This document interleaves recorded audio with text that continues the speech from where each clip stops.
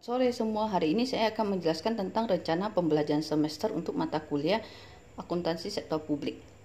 Nah, untuk capaian pembelajaran lulusan untuk mata kuliah ini adalah mampu bersikap tanggung jawab atas pekerjaan di bidang keahlian secara mandiri, mampu menerapkan prinsip-prinsip etika bisnis dan profesi akuntansi, mampu memiliki keterampilan dalam perencanaan dan tahapan audit kinerja sektor publik sehingga dapat memberikan informasi dan pengambilan keputusan bagi pihak yang membutuhkan, memiliki pengetahuan tentang konsep teoritis yang berkaitan dengan ruang lingkup akuntansi sektor publik, sistem perencanaan dan pengendalian sektor publik, penguasaan terhadap konsep dan penyusunan anggaran, serta pengukuran kinerja organisasi sektor publik dan indikator yang digunakan, mampu melakukan sistem pengukuran kinerja sektor publik dan analisis sistem informasi sektor publik, serta memahami mekanisme penyusunan anggaran publik dengan planning, programming, and budgeting system.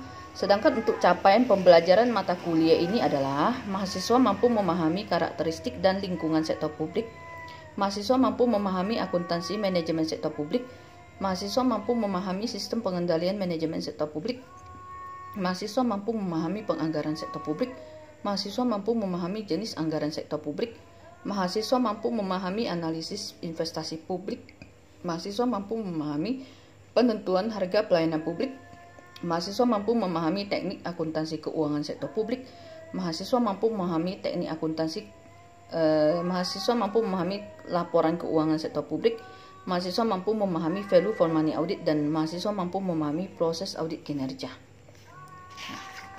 Untuk RPS ini rencananya adalah ada sebanyak awalnya ada sebanyak 7 pertemuan. Kemudian ujian tengah semester. Untuk bahan keseluruhan ada 12 bab ya. Jadi 6 bab pertama itu, lalu ujian UTS, ujian tengah semester, kemudian lanjut 6 bab terakhir itu UAS. Ya. Untuk pertemuan sendiri itu ada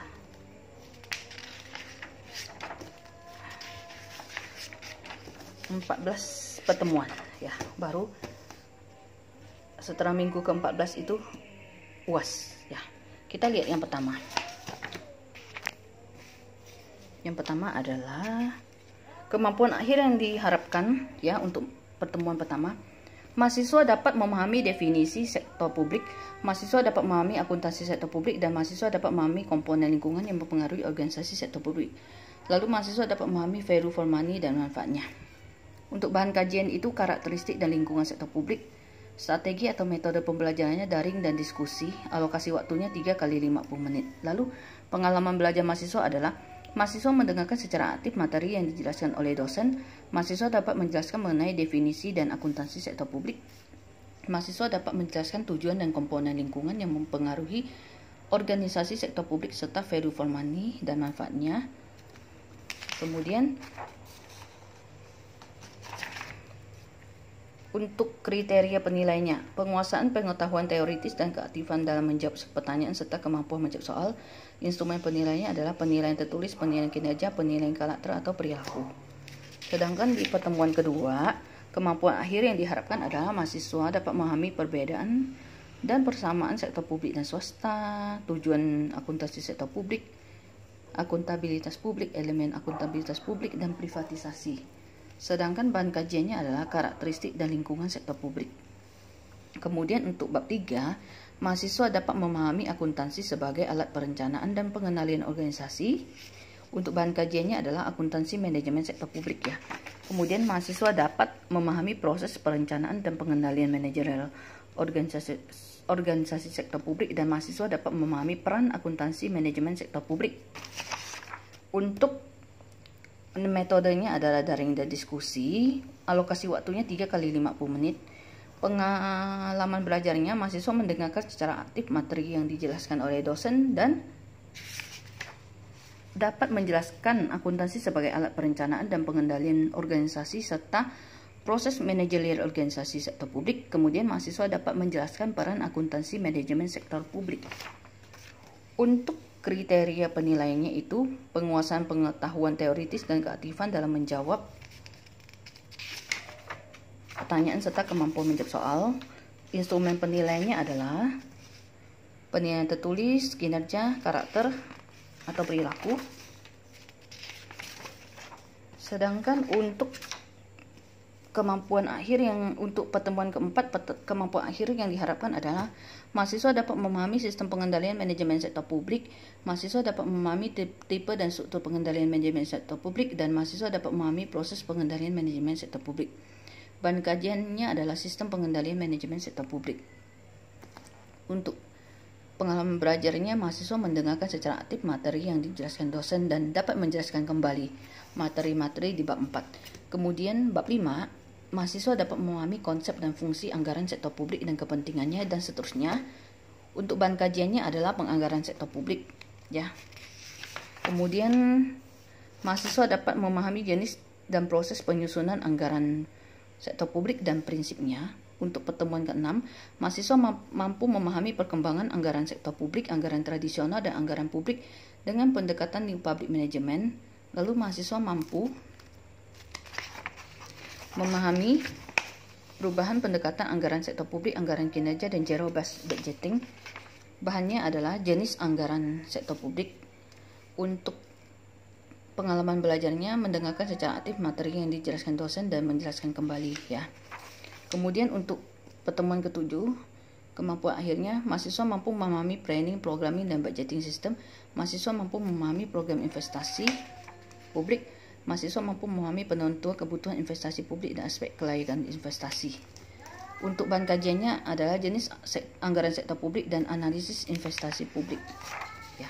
Kemudian ujian tengah semester, lalu dilanjut dengan bab ke-8, mahasiswa mampu memahami jenis pelayanan publik yang dapat dijual, argumen terhadap pembebanan tarif pelayanan, serta prinsip dan praktek pembebanannya. Mahasiswa mampu memahami kegunaan pembebanan dalam praktek dan penetapan harga pelayanan. Bahan kajiannya adalah penentuan harga pelayanan publik. Bab 9, mahasiswa mampu memahami permasalahan marginal cost pricing, kompleksitas harga dan taksiran biaya. Lalu mahasiswa mampu memahami pengukuran kinerja organisasi sektor publik, informasi pengukuran kinerja, peranan indikator kinerja, dan pengukuran value for money. Untuk bahan kajiannya adalah penentuan harga pelayanan publik dan pengukuran kinerja sektor publik. Untuk pertemuan ke-10 adalah kemampuan akhirnya, mahasiswa mampu memahami pengukuran value for money, pengembangan indikator value for money, dan langkah-langkah pengukuran value for money. Kemudian mahasiswa mampu memahami teori akuntansi sektor publik, sistem standar, dan teknik akuntansi keuangan sektor publik. Bahan kajiannya pengukuran kinerja sektor publik, teknik akuntansi keuangan sektor publik.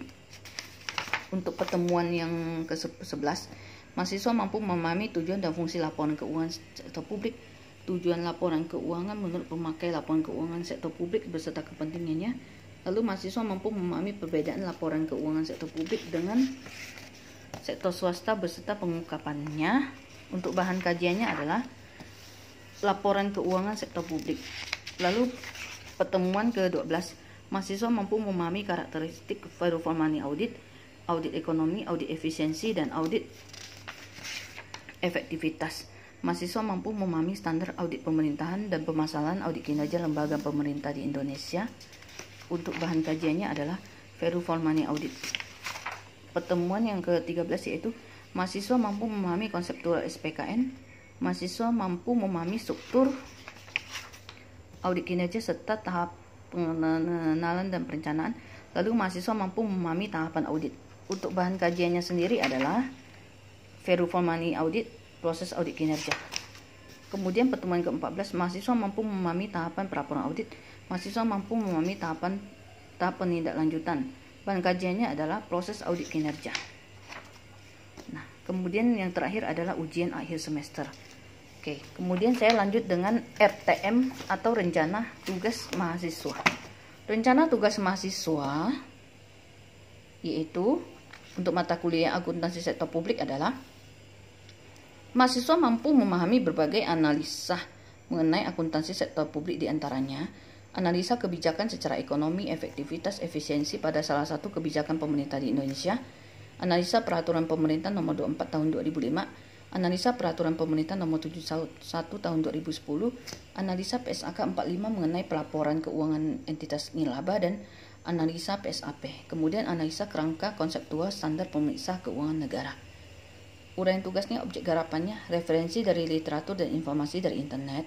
Hal yang harus dikerjakan atau batasan yaitu mahasiswa melakukan analisa pembahasan yang menarik dan mendetail tentang analisa kebijakan secara ekonomi, efektivitas, efisiensi pada salah satu kebijakan pemerintah di Indonesia dan analisa peraturan pemerintah nomor 24 tahun 2005 ya.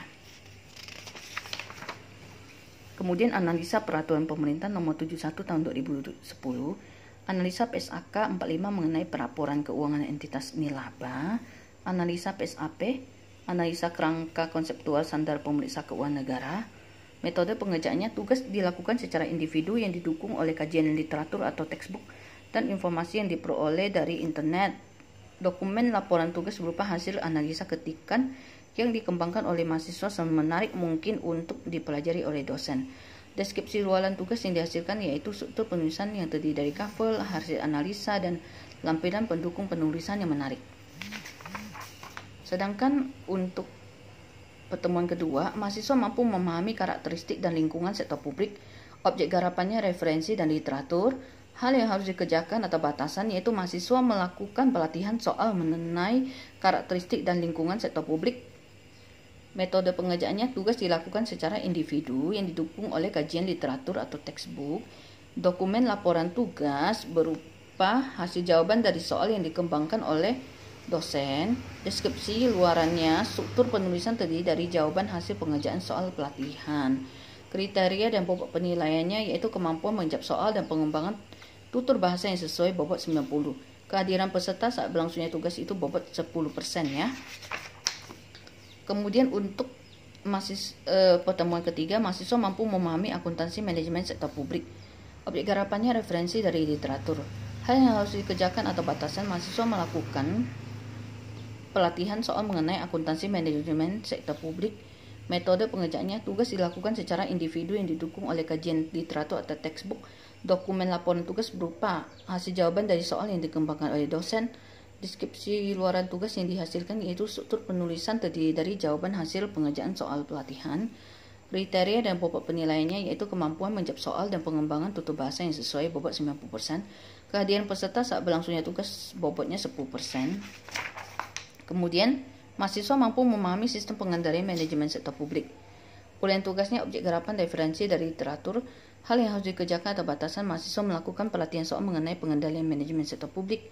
Metode pengerjaannya dilakukan secara individu yang didukung oleh kajian literatur, textbook. Dokumen laporan tugas berupa hasil jawaban dari soal yang dikembangkan oleh dosen. Deskripsi luaran tugas yang dihasilkan struktur penilaian penulisan terdiri dari jawaban hasil pengerjaan soal pelatihan. Kriteria dan bobot penilaian yaitu kemampuan menjawab soal dan pengembangan tutur bahasa yang sesuai bobotnya 90%. Kehadiran peserta saat berlangsungnya tugas itu bobot 10%. Kemudian mahasiswa mampu memahami penganggaran sektor publik.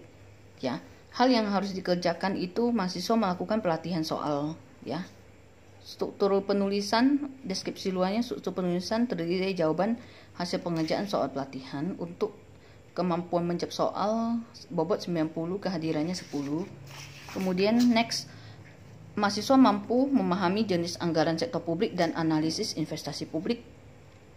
Hal yang harus dikerjakan yaitu mahasiswa melakukan pelatihan soal mengenai jenis anggaran sektor publik dan analisis investasi publik. Metodenya ya, tugas dikerjakan secara individu didukung oleh literatur. Struktur penulisannya terdiri dari jawaban hasil pengerjaan soal pelatihan. Bobotnya 90% dan 10% sama ya. Kemudian mahasiswa mampu memahami penganggaran sektor publik. Metode pengerjaannya juga dikerjakan individual ya. Kemudian next sama dia, mahasiswa mampu memahami teknik akuntansi keuangan sektor publik dan laporan keuangan sektor publik. Penilaian juga sama. Mahasiswa mampu memahami value for money audit. Juga mahasiswa melakukan latihan soal value for money audit. Kemudian mahasiswa mampu memahami proses audit kinerja. Referensinya dari literatur. Lalu tugasnya individu sama. Bobot penilaian 90% untuk kemampuan menjawab soal ya. Kemudian 10% untuk kehadiran. Oke, demikian disampaikan RPS dan LTM mata kuliah akuntansi sektor publik. Selamat sore, terima kasih.